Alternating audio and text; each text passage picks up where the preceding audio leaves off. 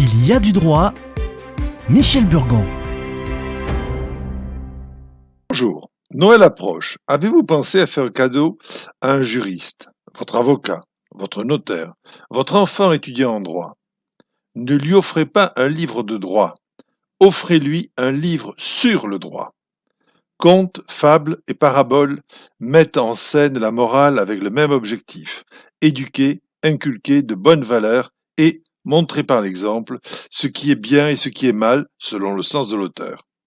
Un exemple concret, une histoire et des péripéties qui véhiculent un message, généralement positif, avec une fin heureuse où le méchant est puni. Chaque conte, c'est une morale que l'on découvre à la fin, une fois les aventures ou mésaventures terminées.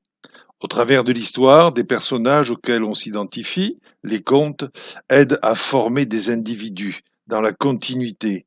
Eux-mêmes pourront ensuite agrémenter l'éducation de leurs propres enfants avec ces mêmes contes. Cela assure ainsi la persistance de valeurs morales propres à la société dont elles sont issues. C'est ainsi que le merveilleux rencontre le droit et forme à vivre en société et à la faire vivre.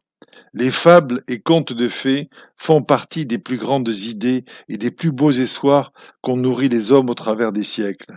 Le droit est, de son côté, la vraie philosophie, celle qui réveille l'âme, et la spiritualité qui avait illuminé les aurores de la pensée. Des articles et des recueils entendent refléter le droit dans les contes de fées. Ils ne proposent pas une théorie, mais présentent une réflexion conduite selon un point de vue personnel, appuyé par la compétence et l'expérience professionnelle.